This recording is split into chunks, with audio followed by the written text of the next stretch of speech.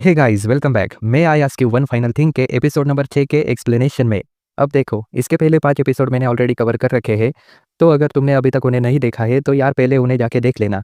और अगर देख रखे हैं तो चलो फिर शुरू करते हैं इस एपिसोड के एक्सप्लेनेशन को बिना किसी देरी के। और हाँ, वीडियो को लाइक करना मत भूलना।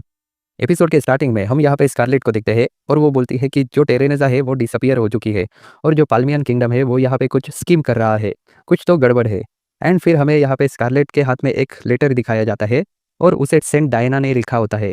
स्कारलेट बोलती है कि तुम चिंता मत करो, चाहे कुछ भी हो जाए मैं तुम्हें सेफ रखूंगी। इसके बाद सीन शिफ्ट होता है और हम यहाँ पे स्कारलेट को देखते हैं जो कि अपने भाई के सामने बैठी होती है और वो उसे बोलती है, ब्रदर मैं यहाँ पे इस हॉट स्प्रिंग के टूर पर जाना चाहती हूँ। और वो उसे यहाँ पे एक मैप दिखाती है। तो लियो बोलता है, पता नहीं क्यों पर मुझे ऐसा लग रहा है कि तुम वहाँ पे किसी को पंच मारने जा रही हो। तो वो बोलती है, नहीं ऐसा बिल्कुल नहीं है, मतलब कि मेरे बारे में आप ऐसा सोच भी कैसे सकते हो, आप अपनी बहन पे इतना ट्रस्ट तो कर ही सकते हो। ये बंदा बोलता है, क्या ट्रस्ट? तुमने अभी अभी ट्रस्ट कहा? क्या बात है, ट्रस्ट वो भी तुम्हारे मुंह से? क्या तुम भूल चुकी हो कि तुमने उस वाव का कितना बड़ा झूठ बोला है, और वो भी प्रिंस जूलियस के साथ मिलके? फिर ये बोलती है, ब्रदर चलो भी, मैंने वो झूठ नहीं बोला था, हमने कसम ली है और इस बार मैं किसी को पंच मारने नहीं जा रही हूँ। एंड तभी यहाँ पे हम ननाका को देखते हैं और वो जैसे ही मैप को देखता है वो बोलता है, भाई एक मिनट, यहाँ पे तुम सेंट को पंच मारने तो नहीं जा रही हो? और ये बात जैसे ही लियो सुनता है वो बोलता है कि मैं तो सोच ही रहा था कि ये लड़की ज़रूर कुछ बड़ा प्लान करने वाली है। फिर हमारी स्कारलेट बोलती है कि ब्रदर आप ऐसा सोच भी कैसे सकते हो, जो सेंट है उसको सब लोग कितना ज़्यादा प्यार करते हैं और वो हमारे किंगडम के लिए बहुत ज़्यादा ज़रूरी है। तो आखिरकार मैं उसे पंच कैसे मार सकती हूँ? मतलब आपको इतना तो सोचना ही चाहिए ना। लियो यहाँ पे इसके बाद स्कारलेट को काफ़ी ध्यान से देखता है और बोलता है, चलो ठीक है, मैं यहाँ पे तुम्हारे स्प्रिंग टूर पे जाने के लिए तुम्हें अप्रूवल देता हूँ, लेकिन हाँ, वहाँ कोई दिक्कत कॉज मत करना। फिर यहाँ पे स्कारलेट बोलती है, चलो ठीक है, चलो बहुत बढ़िया, अब मैं यहाँ से निकलती हूँ। एंड यहाँ पे ननाका और लियो को थैंक्स बोलती है और उन्हें टेक केयर बोल के वहाँ से निकल जाती है। और ये जैसे ही अपनी कार्ड के पास जाती है, ये देखती है कि भाई यहाँ पे पहले से ही जूलियस इसका वेट कर रहा होता है और ये दोनों एक दूसरे की तरफ काफ़ी देर तक देखते हैं। और फिर यहाँ पे जूलियस बोलता है, ओह तुमने आने में काफ़ी ज़्यादा देर लगा दी, शायद तुम्हें पता ही होगा। और इसके बाद भाई स्कारलेट काफ़ी खतरनाक सा चेहरा बना के उसकी तरफ देखती रहती है। इसके बाद सीन शिफ्ट होता है और हम देखते हैं कि ये दोनों कार्ड के अंदर बैठे होते हैं और जो जूलियस होता है भाई वो हंसता ही जा रहा होता है। वो बोल रहा होता है कि क्या सच में लियो ने ऐसा सोच लिया कि तुम यहाँ पे सेंट को पंच मारने के लिए जा रही हो?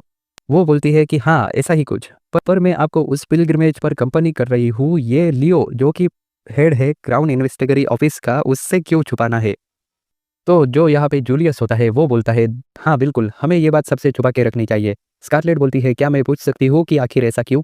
तो जूलियस बोलता है, देखो, हम जितनी देर तक इसको छुपा के रखेंगे उतना ज़्यादा मुझे मज़ा आएगा लियो के रिएक्शन देखने में। फिर अपना जूलियस बोलता है, वो सब तो बाद की बात है, लेकिन जब से हमने गॉडविन को पकड़ा है तब से हमारे जितने भी नेबर कंट्रीज़ है वो काफ़ी ज़्यादा सस्पिशियस एक्टिविटीज़ कर रहे हैं। और इतने सारे करप्ट नोबल के पकड़े जाने के बाद अभी तक कोर्ट स्टेबल नहीं हो पाया है और यहाँ कुछ स्पाइस भी हो सकते हैं, तो हमें ये सब कुछ लियो से भी छुपा के रखना पड़ेगा। और यहाँ पे ना वो स्कारलेट के काफ़ी करीब आ जाता है और बोलता है, मुझे ऐसा लगता है कि तुम समझ सकती हो। एंड तभी हम यहाँ पे स्कारलेट को देखते हैं जो कि यहाँ पे बाहर देखने लगती है और ये लोग बोलते हैं कि चलो तो फाइनली हम पहुँच गए हैं। और यहाँ पे हम देखते हैं एक वॉल को जो कि यहाँ पे रिलीजियस क्वार्टर को सराउंड करके रखती है। और फिर यहाँ पे स्कारलेट बोलती है, ये पाल्मियानिज्म और डायनिज्म दोनों के हेडक्वार्टर्स है भाई, बहुत बड़े नाम रखे हैं इन लोगों ने यार। फिर यहाँ पे ये लोग काफ़ी सारी बातें करते हुए सीधा वहाँ गेट के सामने पहुँचते हैं। और ये लोग जैसे ही गेट के सामने पहुँचते हैं वहाँ का जो बंदा होता है वो गेट क्लोज कर देता है और इनकी कार्ट यहाँ पे रुक जाती है। फिर हमारा जूलियस होता है वो बोलता है, आखिर तुमने कार्ट क्यों रोका, क्या कोई गड़बड़ी है? तो यहाँ पे जो कार्ट ड्राइव कर रहा होता है वो बोलता है, हाँ जो हमारे सामने गेट था वो इन्होंने बंद कर दिया है। तो हमारा जूलियस बोलता है, लेकिन आखिर क्यों? तो वो बोलता है, मुझे नहीं पता। और फिर जो कार्ट को चला रहा होता है वो गेट वाले गार्ड से पूछता है कि क्या आप बता सकते हैं कि आखिर आपने ये होली गेट बंद क्यों किया? तो ये बंदा बोलता है, मुझे माफ़ करना लेकिन हमारे जो पोप है उन्होंने स्ट्रिक्ट ऑर्डर किया है कि हम किसी को भी यहाँ से ऐसे ही पास ना होने दे। तो ये बोलता है, अच्छा ऐसा है क्या? तो बोलता है, हाँ, जब तक आपके पास महाराज का अप्रूवल नहीं होता तब तक हम आपको अंदर नहीं जाने दे सकते। और हम यहाँ पे जूलियस को देखते हैं और वो बोलता है मुझे पता है कि आखिर ये बंदा क्या चाहता है और ऐसा क्यों कर रहा है। वो अपने कार्ट से बाहर निकलता है और फिर वो बोलता है देखो जो मैजेस्टी है वो अभी यहाँ पे एक इम्पोर्टेंट कॉन्फ्रेंस को अटेंड कर रहे हैं, तो मुझे नहीं लगता कि हमें उनसे अभी ये ऑर्डर लेना चाहिए, तो तुम हमें अंदर जाने दो। ये लोग यहाँ पे बात कर रहे होते हैं और तभी एक बंदा पीछे से आके बोलता है मैं आपका हमारे होली फादर यानी कि पोप के बारे में बोलना बर्दाश्त नहीं करूँगा। और वो इन्हें बोले ही जा रहा होता है और फिर ये बोलता है कि मेरा नाम ऑग्री है और मैं पाल्मियानिज़्म का इन्वेस्टिगेटर हूँ। और यहाँ पे वो कुछ बता रहा होता है और जो स्कारलेट होती है ना भाई, इसके मुंह को देखती है और मन में बोलती है अरे यार इसके गाल कितने मस्त है, मतलब कि इनको पंच करने में कितना मज़ा आएगा। और यहाँ जूलियस इससे बात कर रहा होता है और वो ऑग्री नाम का बंदा बोलता है कि देखो जो भी पाल्मियानिज़्म को हार्म करने का ट्राई करेगा मैं उसको रोकूंगा, चाहे वो प्रिंस जूलियस आप ही क्यों ना हो। और मैं ये सारे के सारे काम सुप्रीम गॉडेस पाल्मिया के कहने पर करूँगा। और ये दोनों उसे देखते ही रहते हैं। और फिर यहाँ पे जूलियस बोलता है ओह, तो तुम्हें पोप ने यहाँ रखा है। तो ये बोलता है हाँ बिल्कुल, हम लोग हैं वो पोप के काफ़ी ज़्यादा करीबी है, मतलब कि वो हम पे काफ़ी ज़्यादा भरोसा करते हैं। और तुम इसको दूसरे शब्द में ये बोल सकते हो कि हमें गॉडेस बहुत ज़्यादा प्यार करती है। तभी हम देखते हैं कि भाई ये बात करते करते एक अजीब सा हैमर निकालता है और बोलता है कि मैं अपनी गॉडेस पाल्मिया की हेल्प से तुम लोगों को यहाँ पे रोकूंगा और मैं तुम लोगों को यहाँ पे पनिशमेंट भी दूंगा। फिर जो हमारी स्कारलेट होती है वो यहाँ पे प्रिंस से बात करती है। तो हमारा लड़का बोलता है अब तुम्हारा जो मन कर रहा है वो तुम करो, मैं अब तुम्हें नहीं रोकने वाला। यहाँ पे स्कारलेट जो होती है वो लिटरली अपने हाथ को तैयार करती है और कहती है चलो पहले ये गेट खोलते हैं। और वो गेट के काफ़ी ज़्यादा पास जाती है, जिसके बाद वो लोग बोलते हैं देखो यार तुम इतनी आसानी से इस गेट को नहीं तोड़ सकती, ये एक होली गेट है। और जैसे ही हमारी लड़की इस पे अपना हाथ रखती है भाई यहाँ पे वाइब्रेशन चालू हो जाता है। ये लोग सोचते हैं कि यहाँ पे भूकंप आ रहा है। एंड तभी हम देखते हैं कि भाई जो गेट होता है ना वो लिटरली पूरी तरह से ब्लास्ट कर जाता है। फिर वो लोग शॉक्ड होते हैं कि भाई इस लड़की ने खाली हाथों से इस गेट को कैसे उड़ाया। फिर स्कारलेट बोलती है कि एक मिनट मुझे एक्सप्लेन करने दो कि आखिर मैंने यहाँ पे किया क्या। और फिर वो बताती है कि देखो मैंने यहाँ पे गेट को पुल नहीं किया बल्कि उसे पंच किया है। फिर वो बोलते हैं इतना तो हमें भी पता है। हमारी लड़की जैसे ही अंदर जाती है ये लोग बोलते हैं कि भाई ये तो मॉन्स्टर है। तब स्कारलेट मज़े से बोलती है कि इतनी लवली मैडम को कोई मॉन्स्टर कैसे बोल सकता है। फिर एक बंदा बोलता है कि नहीं, ये तो स्कारलेट है। और भाई स्कारलेट का नाम सुनते ही इस बंदे का जो ऑरा होता है वो गायब हो जाता है और सभी लोग अपना सामान छोड़ के वहाँ से निकलने लगते हैं। और तभी एक बंदा पीछे से आता है और बोलता है कि इविल लड़की जिसने गॉडविन को ट्रैप किया, मैं तुम्हें जिंदा नहीं छोड़ूंगा। तो भाई वो वहाँ से स्कारलेट पे अटैक करने लगता है। बट तभी स्कारलेट एक सोल्जर से उसका हथियार लेती है और बोलती है कि एक मिनट मैं तुम्हें अभी देती हूँ। और पता है क्या, वो उसके अटैक को उसी की तरफ रिफ्लेक्ट कर देती है, जिसकी वजह से वो काफ़ी ज़्यादा दूर तक जा गिरता है और उससे ज़्यादा चोट भी लगती है। बट फिर से वो खड़ा हो जाता है। और तभी स्कारलेट देखती है कि यार इसे भी चोट नहीं लग रही है। फिर वो उसका लॉकेट देखती है जो कि गॉडविन के पास भी था और बोलती है क्या कोई भी इसे पहन सकता है। वो दौड़ के उसके पास जाती है और बोलती है ये लो। और भाई वो यहाँ इससे काफ़ी ज़्यादा जोर का पंच मारती है, जिसकी वजह से ये बंदा उड़ता हुआ काफ़ी दूर तक चला जाता है। फिर वो बोलती है कि देखो अगर हम चाहे तो एक सुअर को एक मुक्के में काफ़ी दूर तक उड़ा सकते हैं, मतलब कि यहाँ पे वो उस बंदे के बारे में बात कर रही होती है। इसके बाद सामने से एक और सेना आ रही होती है कि तभी वहाँ से एक बंदा आता है और स्कारलेट उसे बोलती है सर प्रोग्रेस। और वो बोलता है मुझे माफ़ करना, हम यहाँ पे आने में थोड़े लेट हो गए, रास्ते में कुछ पाल्मिया के भक्त राइड्स कर रहे थे। यहाँ पे हम इनकी हालत देखते हैं और भाई इन लोगों की हालत काफ़ी ज़्यादा बुरी होती है। और जूलियस पूछता है कि ये लोग आखिर चाहते क्या है। तभी हम देखते हैं कि यहाँ पे एक बंदा आता है, मतलब भाई ये इनका ही एक सोल्जर होता है। और यहाँ आते ही ये इतनी अजीब तरह से इन लोगों से बात करता है ना कि ये लोग भी शॉक्ड हो जाते हैं कि ये प्रिंस के सामने भी ऐसे बात कर रहा है। इनका जो लीडर होता है वो बोलता है रुक जाओ, मैं अभी तुम्हें मैनर्स सिखाता हूँ। और भाई वो उसके कान खींचता है और बोलता है अब अच्छे से इनसे बात करो। फिर वो बोलता है अच्छा ठीक है मैं समझ गया। इसके बाद वो जूलियस से जाके बोलता है मुझे आपसे मिलकर काफ़ी खुशी हुई, मैं आगे आपके साथ काम करना चाहूँगा। और भाई ये स्कारलेट के पास जाता है और बोलता है क्या तुम मुझसे शादी करोगी, मतलब मेरी गर्लफ्रेंड बनोगी। और ये सुन के ना भाई सभी लोग शॉक्ड होते हैं कि भाई ये बंदा पागल हो गया है क्या। बट स्कारलेट बोलती है देखो तुम काफ़ी अच्छे लड़के हो। और वो ना यहाँ स्कारलेट का हाथ पकड़ लेता है और स्कारलेट सोचती है कि कसम से अब मैं इस बंदे का मुंह तोड़ दूंगी मुक्का मार के। और तभी वो बंदा इसके हाथ को छोड़ देता है और यह स्कारलेट थोड़ी शॉक्ड हो जाती है। जो हमारा लड़का होता है मतलब कि जूलियस होता है, वो यहाँ पे इसके हाथ को अपनी तरफ खींचता है और बोलता है तुम स्कारलेट से दूर रहो। और यहाँ पे ये लोग होते हैं वो भी उसे काफ़ी ज़्यादा डांटते हैं। फिर वो बंदा बोलता है चलो ठीक है, मैं माफ़ी मांगता हूँ। और वेल, यहाँ पे वो बात कर रहे होते हैं। उसके बाद वो लोग यहाँ से जाने लगते हैं। फिर ये बंदा जाते जाते बोलता है Scarlett bye, let's go on a date sometime. Well, यहाँ पे हम स्कारलेट को देखते हैं और वो बोलती है जूलियस। तो ये बंदा बोलता है हाँ क्या हुआ? तो वो बोलती है क्या अब आप मेरा हाथ छोड़ सकते हो?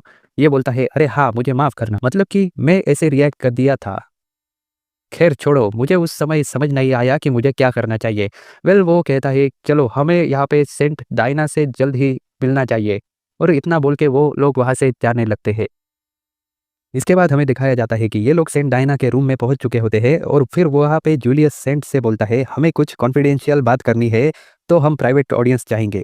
इसके बाद सीन शिफ्ट होता है और हम देखते हैं कि यहाँ पे ये लोग एक रूम में बैठे होते हैं। और तभी वहाँ से एक बच्ची आती है और वो दौड़ के जाके स्कारलेट के गले लग जाती है। और वो उसे बड़ी बहन बोल रही होती है और काफ़ी ज़्यादा खुश होती है। और यहाँ पे हमें पता चलता है कि ये लड़की और कोई नहीं बल्कि सेंट डायना है। और यहाँ पे ये स्कारलेट से काफ़ी ज़्यादा चिपक रही होती है। तभी हम जूलियस को देखते हैं और वो पीछे से कॉलर से पकड़कर उसे उठाता है और बोलता है एक मिनट, क्या तुम्हें कोई और नहीं दिखा? और तुम्हें नहीं लगता कि तुम्हें पहले मुझसे ग्रीट करना चाहिए था? फिर ये लड़की बोलती है छोड़ो, तुम एक नंबर के बेवकूफ़ इंसान हो। और फिर प्रिंस स्कारलेट के बोलने पे उसे छोड़ देता है। फिर यहाँ पे जो हमारी सेंट होती है वो उसको काफ़ी ज़्यादा भला बुरा बोलती है। वो कहती है कि यार ये कसम से कितना ब्लैक हार्टेड पर्सन है, मैंने इससे ज़्यादा बेकार आदमी कभी नहीं देखा। और स्कारलेट सेंट को बोलती है चलो अब काम की बात करते हैं। इसके बाद सीन शिफ्ट होता है और हमें यहाँ पे जो स्कारलेट होती है वो बताती है कि दरअसल ये एक तरीका का ट्रेडिशन है जो कि यहाँ पे आज से 300 साल पहले से शुरू हुआ था। दरअसल जो प्लेसेंट किंगडम है ना, यहाँ पे बहुत पहले एक मॉन्स्टर ने अटैक कर दिया था, वो भी डीमन किंग के थ्रू। और यहाँ पे जो लोग थे वो काफ़ी ज़्यादा डर चुके थे, सब लोग मर रहे थे। पर तभी एक दिन यहाँ पे एक लड़की आती है जिसके पास बहुत ज़्यादा डिवाइन पावर होती है और वो सबको हेल्प करती है और सभी मॉन्स्टर को मारती है। और अपनी पावर की हेल्प से वो यहाँ पे किंगडम के चारों तरफ एक बैरियर को क्रिएट करती है, जिसकी हेल्प से वो जो किंगडम था वो सेफ रह सके। और जैसे ही टाइम बीत जाता है और एक दिन वो लड़की मर जाती है, तो जो होली जेम्स थे उनकी पावर कम होने लगती है। और ये सब देख के जो वहाँ के लोग होते हैं वो काफ़ी ज़्यादा उदास होने लगते हैं कि फिर उनकी लाइफ जो है वो ख़राब होने वाली है। पर तभी हम देखते हैं कि वहाँ पे एक और लड़की आती है जिसका नाम डायना होता है और उसके पास भी सेम पावर्स होती है। और जिसके मदद से वो उस बैरियर को फिर से रिस्टोर करती है और वहाँ के लोगों को फिर से उम्मीद जगाती है कि आज से वो उनकी प्रोटेक्टर बनेगी। और ऐसा करके जो डिवाइन पावर है वो 300 साल तक पास होते आ रही है। और तभी इसकी करंट सक्सेसर कोई और नहीं बल्कि हमारी सेंट डायना होती है। और यहाँ हमें फिर से सेंट डायना को दिखाया जाता है और सीन फिर से प्रेजेंट में शिफ्ट हो चुका होता है। फिर यहाँ जूलियस बोलता है कि कितनी दुख की बात है कि अब ये हमारी सेंट है। और वो बोलती है अब बस करो, तुम बहुत ज़्यादा बोल रहे हो। वेल, यहाँ ये लोग कुछ ज़्यादा ही झगड़ रहे होते हैं। फिर हमारा लड़का बोलता है इस पिलग्रिमेज का पर्पज़ यही है कि जेम्स को प्यूरिफाई करना और इस बैरियर को फिर से ज़िंदा करना, मतलब उसे फिर से अच्छा बनाना। और वो बोलता है कि देखो डायना, मैं चाहूँगा कि तुम इसे सीरियसली लो। इस परेड का एम है उन लोगों को बताना कि तुम जिंदा हो और पाल्मियंस को भी चेक में रखना। और हमारी सेंट, तुम पावर तो खो ही चुकी हो, तो तुम इतना तो कर ही सकती हो। और तभी यहाँ पे स्कारलेट बोलती है तुमने कुछ ज़्यादा ही नहीं बोल दिया? डायना बोलती है कोई बात नहीं, मुझे कुछ बुरा नहीं लगा, मतलब इसमें गलत ही क्या है। लेकिन फिर यहाँ पे इसे बुरा लगा होता है। वो यहाँ पे इन लोगों को बाय बोल के वहाँ से चली जाती है और स्कारलेट को बोलती है देखो, अगर आज रात तुम यहाँ पे रुक रही हो तो मेरे साथ आना, हम लोग बहुत सारी बातें करेंगे। जूलियस बोलता है मुझे माफ़ करना, मतलब कि मुझे ऐसा नहीं बोलना चाहिए था। इसके बाद सीन शिफ्ट होता है और हम देखते हैं कि जो हमारी स्कारलेट होती है वो हमारी डायना से बात कर रही होती है। और यहाँ पे डायना को ये काफ़ी सारी कहानी सुना रही होती है, मतलब कि आज तक इसने जितने भी लोगों को पीटा है उसी के बारे में। तो यहाँ पे हमारी डायना होती है वो बोलती है कसम से मुझे भी बड़े होकर आपकी तरह बनना है, लगता है तुम यहाँ के लड़कों को पसंद नहीं करती। और ऐसे ही कुछ वो बातें कर रहे होते हैं। और तभी हम देखते हैं कि उस दरवाजे पे कोई खटखटाने लगता है और वो बोलता है सेंट डायना, आपके सोने का टाइम हो चुका है। और जैसे ही स्कारलेट यहाँ से जाने वाली होती है, डायना उसको रोकती है और बोलती है कि नहीं, अभी नहीं, एक काम करो स्कारलेट, आज तुम मेरे साथ ही सो जाओ। स्कारलेट बोलती है नहीं, ऐसा नहीं हो सकता, मतलब मुझे यहाँ से जाना होगा। तब डायना होती है वो कहती है मैं आपसे एक फेवर मांगना चाहती हूँ। आपको पता है जितने भी मेरे पीछे की गर्ल्स थी, मतलब कि जो भी मेरे पहले सेंट हो चुकी थी, उन सभी का नाम डायना था। और जैसे कि ये मेरे फादर को पता चला, उन्होंने मेरा नाम बदल के सानिया रखा था। और इतना सुनते ही हमारी लड़की बोलती है, चलो ठीक है, अब मैं यहाँ से जा रही हूँ। लेकिन भाई यहाँ पे जो हमारी डायना होती है, उसे थोड़ा बुरा लगता है कि स्कारलेट उसे इग्नोर कर रही है। तभी यहाँ पे स्कारलेट बोलती है, गुड नाइट सेंट सानिया। और भाई ये सुन के ना उस लड़की को काफ़ी ज़्यादा खुशी होती है, मतलब कि जो हमारी स्कारलेट होती है, उसने उसको उसके प्राइवेट नाम से बुलाया होता है। इसके बाद सीन शिफ्ट होता है और हम यहाँ पे स्कारलेट को देखते हैं, जो कि अकेले जा रही होती है और वो बोलती है, सच में ये कितनी बुरी बात है, भगवान किसी किसी के साथ कितना बुरा कर देता है। इसके बाद हमें सीधा परेड का सीन दिखाया जाता है, जहाँ पे हम देखते हैं कि परेड काफ़ी स्मूथली चल रहा होता है। बट तभी हमें यहाँ पे धमाकों की आवाज़ सुनाई देती है और ये धमाका और कोई नहीं बल्कि पाल्मियानिज़्म की तरफ से किया जा रहा होता है। और तभी इसके बाद हमारी स्कारलेट रुकने वाली तो नहीं होती, वो सीधा वहाँ से छलांग लगाती है और सीधा उनके एरिया में चली जाती है, मतलब कि उनके एरिया में। और वहाँ पे वो गॉडेस पाल्मिया की मूर्ति को तोड़ देती है और बोलती है, मैं तुम्हारा हथियार थोड़ी देर के लिए तुमसे ले रही हूँ, क्योंकि अब मुझे अपने फेस्टिवल को एंजॉय करना है, वो भी एक आम फेस्टिवल नहीं बल्कि खून का फेस्टिवल। एंड वेल इसी के साथ ये एपिसोड यहाँ पे खत्म हो जाता है। तो तुम कमेंट करके बताना कि तुम्हें एपिसोड कैसा लगा और इसकी एक्सप्लेनेशन कैसी लगी। और हाँ, अगर अच्छी लगी हो तो यार लाइक और सब्सक्राइब करना मत भूलना। वेल तो चलो, मैं आपसे मिलूंगा एक और नई वीडियो में एक और नए एक्सप्लेनेशन के साथ। तब तक के लिए टेक केयर, गुड बाय।